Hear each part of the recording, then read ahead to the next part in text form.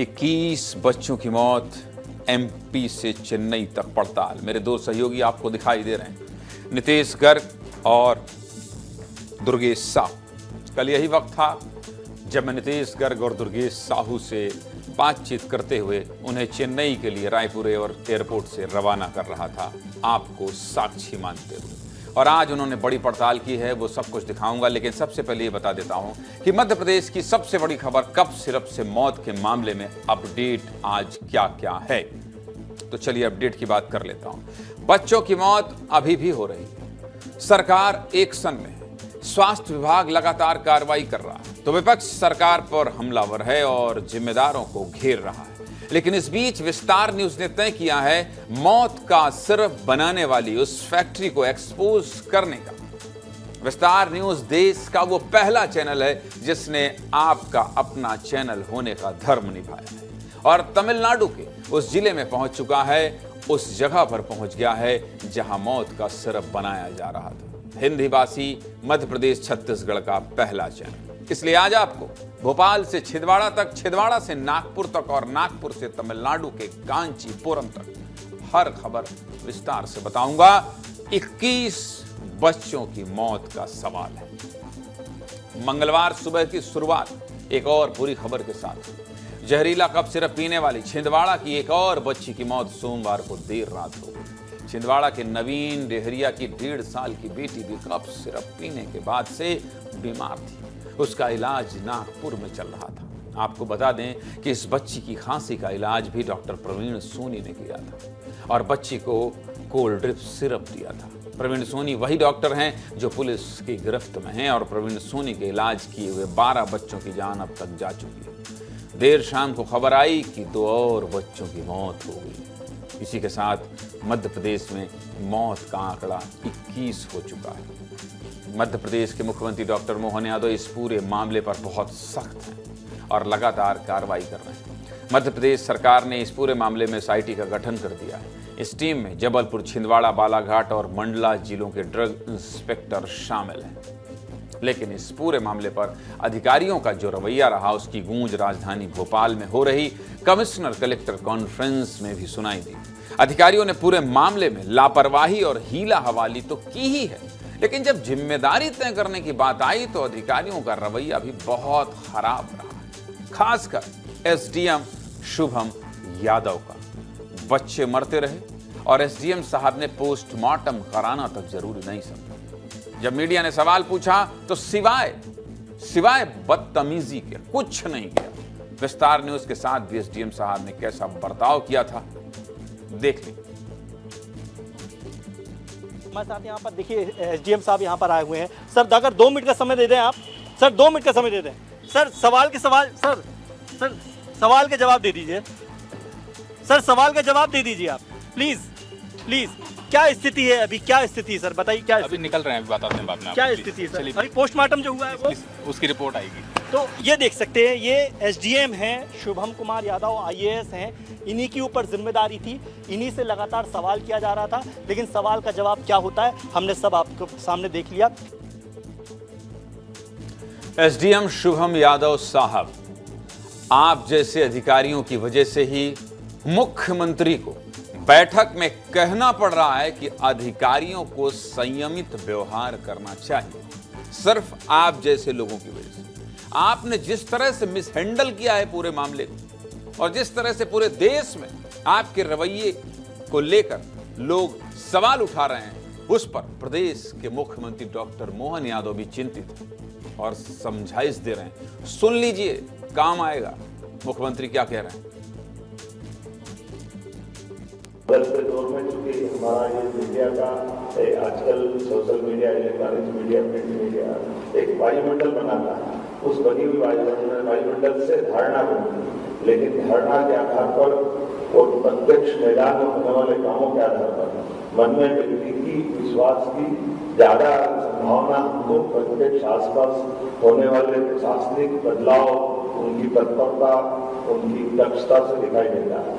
हम अपने कामों के बलबूते पर केवल अपनी सक्रियता से भी बहुत सारी चीजों को बदल सकते हैं और कई बार तो संवाद भी बहुत बड़ा रोल अदा करता है।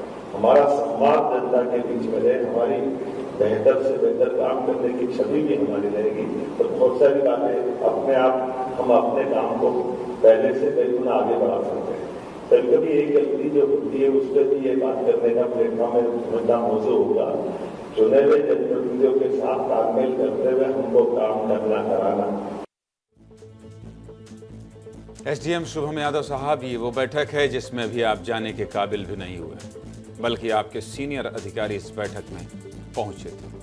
आपके रवैये की शिकायत शायद मुख्यमंत्री तक पहुंच चुकी है। वैसे मुख्यमंत्री के एक्टिव होने के बाद से बीते 3 दिन इस पूरे मामले में बड़ी कार्रवाई के साथ ही गुजरे।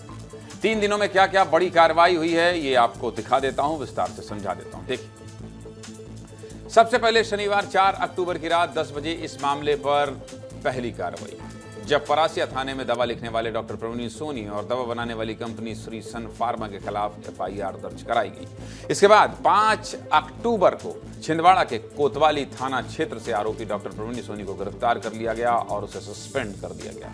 6 अक्टूबर को मुख्यमंत्री डॉक्टर मोहन यादव ने छिंदवाड़ा का दौरा किया और पीड़ित परिवारों से मुलाकात की। इसके बाद बड़े एक्शन शुरू हुए। मध्य प्रदेश के ड्रग कंट्रोलर दिनेश मौर्य को हटाया गया, तो वहीं ज्वाइंट ड्रग कंट्रोलर शोभित कोस्टा को भी सस्पेंड कर दिया गया। मुख्यमंत्री के निर्देश के बाद छिंदवाड़ा और जबलपुर के ड्रग इंस्पेक्टर पर भी गाज गिरी और इन दोनों अधिकारियों को भी सस्पेंड किया गया।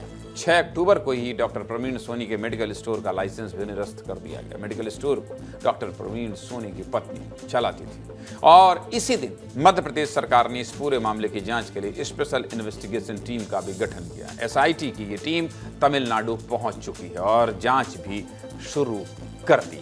इतना ही नहीं, मुख्यमंत्री इस पूरे मामले पर संवेदनशील भी हैं और यही कारण है कि नागपुर में जिन बच्चों का इलाज अभी भी जारी है, उनकी देखरेख के लिए मध्य प्रदेश के अधिकारियों और डॉक्टर्स की तैनाती उन्होंने कर दी है। नागपुर के 5 अस्पतालों में मध्य प्रदेश के अधिकारियों की तैनाती की गई है। इसमें नागपुर का government medical college, colours hospital, Getwell hospital, new health city hospital और एम्स हॉस्पिटल में मध्य प्रदेश के 3 अधिकारियों और 3 डॉक्टर्स की तैनाती की गई।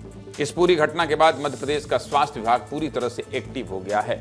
राजधानी भोपाल से लेकर हर जिले के मेडिकल स्टोर्स पर छापामार कार्रवाई जारी है। स्वास्थ्य विभाग जितनी कार्रवाई अब कर रहा है, इससे आधी कार्रवाई भी अगर पहले की गई होती तो शायद इतनी बड़ी घटना नहीं हुई होती। फिलहाल स्वास्थ्य विभाग की अलग अलग टीमें मेडिकल स्टोर्स पर छापे मार रही हैं। राजधानी भोपाल से इंदौर तक दवाओं की जांच की जा रही है। कई मेडिकल स्टोर्स पर कार्रवाई की गई। इस दौरान छापा मारने पहुंचे स्वास्थ्य विभाग के इंस्पेक्टर का क्या कहना था, सुनिए, फिर आगे की बात करें। सुनिए।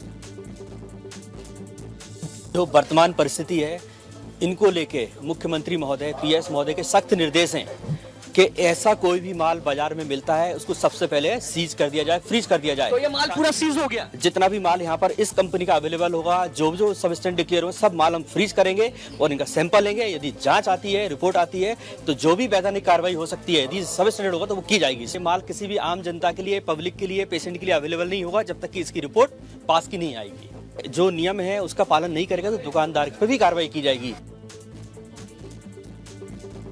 फिलहाल स्वास्थ्य विभाग तो कार्रवाई कर रहा है, लेकिन जिम्मेदारों से सवाल अभी भी जारी है। सोमवार को जब मैं आपको खबर दिखा रहा था तो कई जिम्मेदारों से सवाल पूछे जिनकी सीधे तौर पर इस मामले में जिम्मेदारी थी, लेकिन उन्होंने समय रहते कुछ नहीं किया। और जिम्मेदारों से सवाल पूछने के क्रम में हमने स्वास्थ्य राज्य मंत्री नरेंद्र शिवाजी पटेल से भी सवाल पूछा था, क्योंकि नरेंद्र शिवाजी पटेल मध्य प्रदेश के स्वास्थ्य राज्य मंत्री हैं और पूरे राज्य में ड्रग्स के नियंत्रण की जिम्मेदारी इनके ही ऊपर है। दवाओं के निरीक्षण की जिम्मेदारी भी इनके ही ऊपर है। बच्चों की मौत की खबर मिलते ही मंत्री जी को एक्टिव होना था, लेकिन उन्होंने कोई एक्शन नहीं लिया और ना ही दवा की बिक्री पर कोई रोक लगाई। इसलिए मंत्री जी विपक्ष के भी निशाने पर थे और सवालों से घिरे हुए थे। लेकिन हमारे सवाल पूछने के बाद मंत्री जी ने विस्तार में उसको जवाब दिया।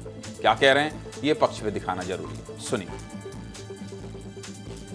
कांग्रेस के लोगों से मैं इतना ही अनुरोध करता हूँ कि उनको लगता है कि समस्या का समाधान इस्तीफे से हो सकता है तो हम तो तत्काल इस्तीफा देने तैयार है। लेकिन हमें मालूम है ये समस्या आज पैदा नहीं हुई है, लंबे समय से, कांग्रेस के समय से इसकी जड़ें बनी हुई थी और फली फूली थी, लेकिन हम उसको जड़ से खत्म करने का काम करेंगे। देखिए, जिम्मेदारी तो मेरी है, इसमें मैं स्वयं स्वीकार कर रहा हूँ, हम जिम्मेदार हैं और यदि हमारी जो कोई भी दायित्व हमारे ऊपर है, उस दायित्व के रहते हुए यदि कोई घटना दुर्घटना हुई है तो जिम्मेदारी तो हमारी बनती है। लेकिन जिन भी लोगों की चूक हुई है उनको हमने हटाने का काम किया है, उनको सस्पेंड करने का काम किया है। आगे भी अन्य कार्रवाई आपको देखने को मिलेंगी। बिल्कुल नहीं मंत्री जी, बिल्कुल नहीं। कांग्रेस को संतुष्ट करने के लिए इस्तीफा मत दीजिए, जनता संतुष्ट रहे ऐसा काम कीजिए। आपने ठीक से काम किया होता तो आज ये कहने की नौबत ही नहीं आती कि अगर मेरे इस्तीफे की बात है तो मैं इस्तीफा देने को तैयार हूं। अरे मंत्री क्या बनाया गया है भाई इस्तीफा देने के लिए थोड़ी। फिलहाल मंत्री जी भले इस्तीफा देने को तैयार हों, लेकिन विपक्ष अभी भी सरकार पर हमलावर। दिल्ली से लेकर भोपाल तक कांग्रेस नेताओं के निशाने पर पूरे मामले के जिम्मेदार हैं। दिल्ली में नेता प्रतिपक्ष उमंग सिंगार ने सरकार को घेरा है, तो वहीं भोपाल में मध्य प्रदेश कांग्रेस के अध्यक्ष जीतू पटवारी ने सरकार पर हमला बोला है। क्या कह रहे हैं दोनों नेता, सुनिए।